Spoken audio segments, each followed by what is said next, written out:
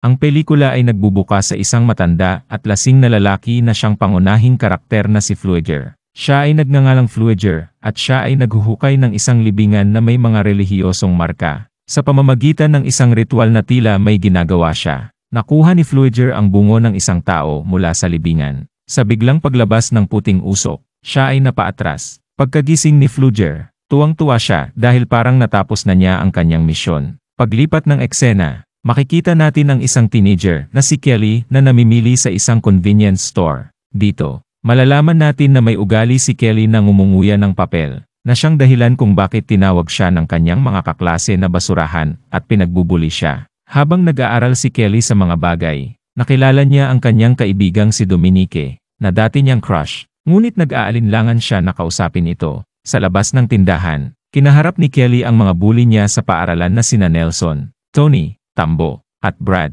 Pinagtatawanan siya ng mga ito habang kinakain ang mga hindi karaniwang bagay tulad ng papel at styrofoam. Nang abalahin nila siya, pumasok si Dominique at pinatigil sila. Galit na galit siya sa mga nananakot at itinulak nila ang mukha ni Kelly sa basurahan. Ngunit maswerte, ang may-ari ng tindahan ay sumausaw. Pinigilan ang mga nananakot at itinaboy sila. Matapos nito, inalok ni Dominique si Kelly na sumakay sa paaralan. Gayunpaman, tumangging papasukin siya ng kaibigan niyang si Sarah, na siyang may-ari ng sasakyan. Binabanggit niya na ayaw niyang marumi ang sasakyan. Ngunit, mula sa mga tunog ng mga bagay, napapaisip na lang siya na kakainin na lang ang basura sa likod at lilinisin. Sa sumunod na eksena, dumating na si Kelly sa paaralan at natuklasan na ang insidente sa tindahan ay naitala ng mga bully at ipinakalat ito online. Habang naglalakad siya sa hallway, pinagtatawanan siya ng lahat ng estudyante. Pagkatapos ng klase, umuwi si Kelly kasama ang kanyang ina.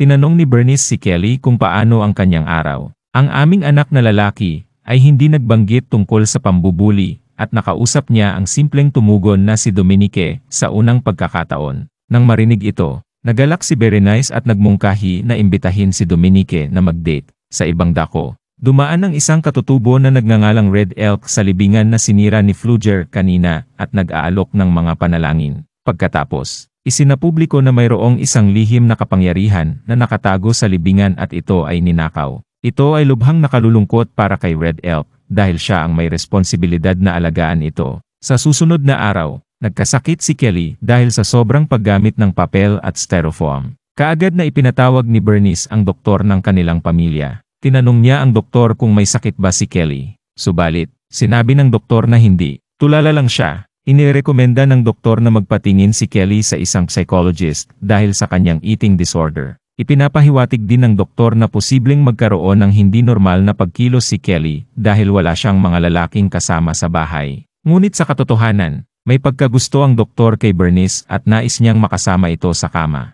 Sa parehong araw, isang lalaking tinatawag na Flügger ay nagpakita sa bayan na may kapangyarihan siyang magpagaling ng mga tao. Pinatunayan niya ito sa pamamagitan ng pagtanggal ng sakit sa kasukasuan ng isang matandang babae. Sa mga sandaling iyon, naroon din si Bernice at hinangaan niya ang kakayahan ni Flügger. Dahil naniniwala siyang matutulungan ni Flügger si Kelly, inimbitahan niya siya sa bahay niya. Pagkaraan ng ilang sandali, nakarating si Flügger sa bahay ni Bernice. Nang subukan niyang pagalingin si Kelly, bigla siyang naramdaman ng kakaiba at agad niyang hinawakan ang kamay niya. Pagkatapos, nagdahilan siya na pupunta sa banyo at uminom ng isang espesyal na gamot bago niya ulit subukan. Sa kasamaang palad, nang subukan niyang muli, nasunog ang dibdib ni Kelly dahil sa aksidente na nagawa niya gamit ang kanyang sigarilyo at siya'y bumagsak sa sahig at namatay sa lugar. Ngunit kakaiba, habang namamatay si Flügger, nag-improve ang kalagayan ni Kelly at siya'y tumayo at medyo masigla. Sa madaling panahon, dumating ang pulis sa pinangyarihan at kinuha ang katawan ni Flügger. Napagpasyahan nila na ang matanda ay namatay dahil sa isang pag-aresto sa puso. Napansin ni Kelly na ang paso sa kanyang dibdib ay biglang gumaling at may mga pisikal na pagbabago rin siya. Lumalabas na ang kakayahan ni Flügger sa paggaling ay naipasa kay Kelly. Kinabukasan, hindi sinasadyang naputol ni Kelly ang kanyang daliri habang inaayos ang kanyang bike. Ngunit may nangyaring kahanga-hanga. Ang sugat ay naghihilom ng kusa at bigla na lang nawala. Sinubukan niyang ipahayag ito sa kanyang ina. Ngunit hindi siya pinaniwalaan. Ang kanyang ari ay lumaki rin ng 3 beses. Ngunit hindi niya maaring sabihin sa ina ang tungkol dito ngayon. Kaya niya ba ito? Sa pagpasok niya sa paaralan, Nakilala niya sina Dominique at Sarah. Nagulat sila nang makita nilang mas malusog siya. Pag-alis nila, lumapit si Reed, ang kapatid ni Nelson, kay Kelly at bigla na lang siyang sinuntok ng walang dahilan. Nakakagulat na habang sinasaktan niya si Kelly sa tiyan. Naramdaman ni Reed ang sakit habang ang anak namin ay hindi nasaktan. Sinubukan ni Reed na saktan si Kelly gamit ang isang wooden block, pero hindi ito naging epektibo at sa halip ay nasaktan niya ang kanyang sarili. Naintindihan niya na hindi niya maaaring talunin ang bagong bersyon ni Kelly na ito, kaya tumakbo siya na may mga pasa sa mukha. Sa gabing iyon, bumisita ang ama ni Gus Reed at ang coach ng football sa paaralan sa bahay ni Kelly upang malaman kung ano ang nangyari sa kanyang anak. Ipinaliwanag ni Kelly na dumating si Reed upang saktan siya. Ngunit siya ang nasaktan. Hindi naniniwala si Gus dito at nagkaroon sila ng talo kay Bernice. Gayunpaman, hinimok ni Bernice si Gus na umalis at isinara ang pinto sa kanyang mukha. Sa huling bahagi ng kwento, nang umalis si Kelly, ibinahagi niya sa kanyang ina ang kakayahan niyang maglipat ng sakit at tiyakin na walang makakasakit sa kanila muli. Patunay sa kanyang sinabi ang kanyang pagtitiis sa init ng sigarilyo na hindi nakakaapekto sa kanyang kalusugan. Ang kwento ng kinabukasan sa klase ay tungkol kay Kelly na nagkaroon ng malikhaing imahinasyon nang mahanap niya ang hairband ni Dominique. Sa kanyang imahinasyon, nakita niya ang kanyang sarili na nagiging intimate at nagsimulang isipin ang posibilidad ng threesome encounter kasama si Sarah. Sa kalaunan, malalaman niya kung kaya niyang malampasan ang takot sa pagtanggi. Nakakagulat ang mga sensasyon na nakakaapekto sa totoong buhay nina Dominique at Sarah. Pareho silang nakakaramdam ng kakaibang sensasyon sa kanilang katawan na nagdudulot ng mga hindi inaasahang reaksyon. Halimbawa, si Sarah ay sumisigaw sa liwanag sa loob ng classroom. Sa isang party sa gabi, napansin na hindi naaangkop ang kilos ni Nelson nang sunduin niya si Dominique nang walang paalam. Ito ay nakapagpapagalit kay Kelly, kaya't kinausap niya si Nelson at pinilit na ibaba si Dominique. Subalit bago pa sila mag-away, pumasok si Gus at sila'y pinaghiwalay. Matapos ang party, hinanap niya si Kelly at sinabi na isang araw ay malalaman niya ang kapangyarihang taglay niya at balak niyang sirain ito. Habang pauwi na ang ibang tao, nakita ni Brad at ng kanyang mga kaibigan si Kelly na nakaupo sa kanyang bisikleta. Dahil sa insidenteng nangyari kanina, nagalit pa rin sila at sinubukan siyang itulak palabas ng kalsada gamit ang kanilang sasakyan. Sa kasamaang palad, nawalan ng kontrol si Brad at nabangga niya si Kelly ng kotse na tumatakbo sa ibabaw niya. Ang epekto ng pangyayari ay tila malubha. Subalit nang mawala ang usok, natuklasan na nasugatan na ang ulo ni Brad, na nauwi sa kanyang pagkamatay, habang si Kelly ay walang nasaktan. Sa madaling salita, nagtipon ng isang grupo at ipinaliwanag ni Kelly ng lihim ang sitwasyon kay Dominique, kasama ang kanyang espesyal na kakayahan. Sinungaling sina Nelson at ang kanyang mga kaibigan sa pulisya. Sinasabi na umiwas si Brad upang protektahan si Kelly na nagbibisikleta sa gitna ng kalsada. Gayunpaman, sa isang paunang investigasyon ng pulis na si Adler, nililinis niya si Kelly mula sa anumang maling gawain. Sa kabilang banda, natuklasan ni Red Elk ang tungkol sa pagkamatay ni Flugger at binisita niya ang puntod nito. Sa pagsusuri ng lupa, nagkonklude siya na nawala ang kapangyarihan ni Flugger bago siya mamatay. Matapos mabundol ng kotse, dumalaw si Red Elk kay Kelly sa kanyang trabaho. Kinausap niya si Kelly tungkol sa kanyang mga kapangyarihan, at matapos mag-alinlangan, umamin si Kelly na ginagamot siya ni Flugger. Kinabukasan, nagkakainan sina Kelly at Dominique sa isang cave at nag-uusap tungkol sa mga pelikula. Hindi nila pinapansin ang katotohanang binasag ni Kelly ang bungo ni Brad. Sa katunayan, gusto rin ni Dominique si Kelly at umaasa na hihilingin nito sa kanya ang movie night sa kanilang swerte. Ginagawa lang nila iyon, at pareho silang sumasang-ayon na manood ng pelikula sa lalong madaling panahon. Nagagalit sina Nelson at ang kanyang mga kaibigan dahil nakikita nila si Kelly na napakadaling umunlad sa buhay. Gusto nilang ipaghiganti ang pagkamatay ni Brad at turuan siya ng leksyon. Ngunit nagtatanong sila kung paano nila ito magagawa kung sila mismo ay hindi natututo. Mamayang gabi, matapos malaman ang schedule ni Kelly at Bernice, naghihintay si Nelson at ang kanyang mga anak kay Bernice na umalis para sa kanyang night shift. Gayunpaman, nagkasakit si Bernice at nagpasya na hindi na lang ituloy ang kanyang shift. Nang makita ang hindi magandang kalagayan ng kanyang ina, hiniling ni Kelly na magpahinga siya at pumunta sa bayan upang bumili ng gamot para sa kanya. Nang hindi napansin ang sasakyang paalis, inakala ni Nelson at ng grupo na si Kelly ay si Bernice at nagpasya silang takutin siya. Ikinabit nila ang trailer house ni Kelly sa kanilang truck at hinila ito ng malakas. kasama pa si Bernice sa loob.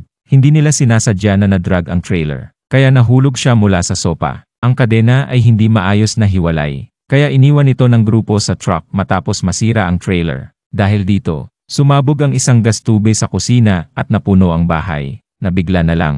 Sumubok si Berenice na lumabas, ngunit natitisod sa isang lampara at nahulog sa sahig. Sumabog ang lampara at nagkaroon ng sunog, na nagdulot ng malaking pagsabog. Agad dumating si Kelly at pumunta sa trailer upang iligtas ang kanyang ina. Ngunit sayang, huli na siya. Tulad ni Bernice ay namatay na. Malubhang naapektuhan si Kelly ng nakakapanindig balahibong karanasan at lubos siyang nalulungkot sa pagkamatay ng kanyang ina sa sunog. Makalipas ang ilang sandali, natuklasan ni Officer Adler na may mga marka sa katawan ni Kelly at ito ay inamin niya sa ospital. Sa sunod na eksena, lumapit si Red Elk kay Adler sa ospital at ibinahagi ang kakaibang kapangyarihan ni Kelly. Iminumungkahi niya na talakayin kay Kelly. Pero didis ni Adler na hindi tamang pag-usapan ang mga sinaunang alamat sa ganitong mahirap na panahon sa buhay ni Kelly. Naintindihan ni Red Elk ang sitwasyon at sinabihan si Adler na mag-abot ng tulong sa tamang oras. Sa susunod na araw, pagkatapos maghilom ang sugat ng kanyang puso, pumunta si Kelly sa libingan ng kanyang ina, kung saan siya'y sinusuportahan ni Dominic. Itinataguyod nito sa kanya na hindi siya mahina sa pagluha at palaging ipinagmamalaki ng kanyang ina. Inihayag ni Kelly ang plano niyang umalis sa bayan, na nakakadismaya kay Dominique. Pagkatapos ng isang taos-pusong halik, umalis na siya. Pagkatapos, binisita ni Kelly ang libingan ng Flugger sa sementeryo at kumain ng ligaw na damo. Umaasa siya na ito ang maaalis sa kanyang kapangyarihan. Kahit ganoon,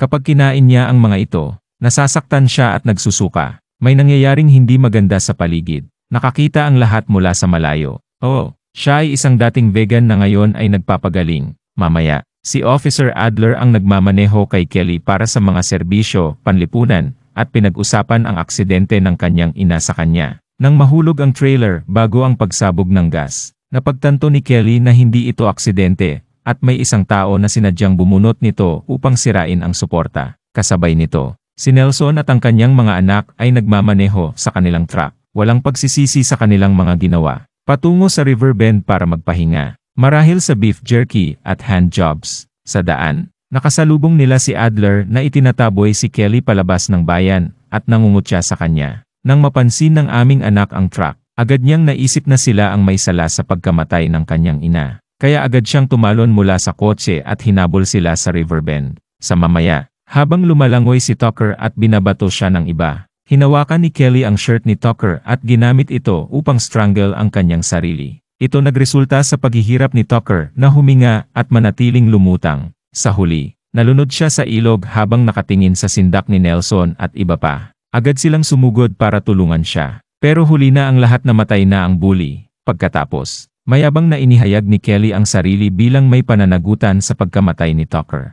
Sinubukan niya agawin ang polo ni Nelson, pero biglang dumating si Officer Adler. Tumakas agad si Kelly para iwasan ang problema, at ginagawa ng mga bully ang lahat para ipaliwanag ang nangyari. Gayunpaman, natagpuan ni Adler ang kwento na mahirap paniwalaan, kaya sinimulan na niyang paghinalaan ang mga ito sa pagpatay sa kanilang kaibigan. Sa gabing iyon, nakilala ni Kelly si Dominique at inamin ang plano nitong ipaghiganti ang pagkamatay ng kanyang ina. Gayunpaman, iminungkahi niya na mas mabuting magpakatotoo si Nelson at ang iba pa kaysa gumamit ng karahasan. Sumang-ayon din si Kelly sa sinabi nito. Kahit huli na, pinatay na niya ang isa sa kanila, at nagbahagi sila ng isang malapit na sandali. Sa kinabukasan, si Kelly ay nagpapansin sa isa sa mga bully na si Tony sa klase ng chemistry. Umaasang maipapatay siya ni Tony si Bernice. Sa simula, nagagawang kontrolin ni Tony ang sarili. Ngunit kapag pinagtatawanan ni Kelly ang kanyang girlfriend na si Sarah, nawawala ang kanyang pagiging cool at nagtatapon siya ng acid kay Kelly. Sa kasamaang palad, dahil sa kapangyarihan niya, nasunog si Tony at namatay. Pipi ang mga bully, masakit sa akin ang lahat ng ito. Galit si Dominique kay Kelly. Napilit siyang umalis. Noong gabing iyon, nagtagpo si Sarah at si Nelson at nagplanong maghiganti para sa pagkamatay ni Tony. Ipinabatid ni Sarah sa kanya ang tungkol sa isang ubas na puno mula sa sementeryo na nagpasuka kay Kelly. Nagsama sila sa libingan para kunin ang ito at gamitin laban kay Kelly. Kinabukasan, dinala ni Gus ang mga anak sa pagsasanay ng football, kung saan napansin ni Adler ang kadena ng mga bully sa truck ni Gus. Tinatanong niya sina Nelson at Reed tungkol dito. Pero itinatanggi nila na may alam sila. Nang dumating sa practice ground si Kelly, may bitbit na electric drill at suot ang damit ni Nelson. Nagbanta siya na sasaktan ang sarili hanggang umamin si Nelson sa mga krimen niya. Pero handang-handa ang bully. Dala-dala ang katas ng damo mula sa sementeryo. Habang nagsisimula ang pagbabarena ni Kelly, ibinubuhos ni Nelson ang katas ng damo sa kanya. Huminto ang pag-unlad niya ng sandali. Nakiusap si Adler kay Kelly na tumigil, pero sinaktan niya ang tuhod niya, hanggang sa umamin si Nelson. Sa sandaling yon, dumating si Dominique at nagpilit kay Kelly na itigil ang ginagawa. Sa gitna ng kaguluhan, ninakaw ni Gus ang baril niya kay Adler at sa sobrang galit, binaril niya si Kelly. Sa kanilang kamalasan, sila ni Nelson ay binaril bilang kapalit at pareho silang namatay. Sinuko ni Darwin ang trabaho niya para sa kanya. Pagkatapos, pinilit ni Dominique si Kelly na isuko ang kapangyarihan niya at bumalik sa normal. Adler tumulong kay Kelly at dinala sila ni Red Elk sa sementeryo ng Flugger para sa isang ritual. Hinukay nila ang lumang libingan at sinabi ni Red Elk na kailangan mamatay ni Kelly upang maipalaya ang kanyang mga kapangyarihan. Nang marinig ito, sinubukan ni Kelly na tumakas, pero nabaril siya ng pulis. Aksidenteng nabaril din si Dominique at ang sarili niya. Sa malubhang sugat, hinalikan ni Kelly si Dominique bago ito namatay.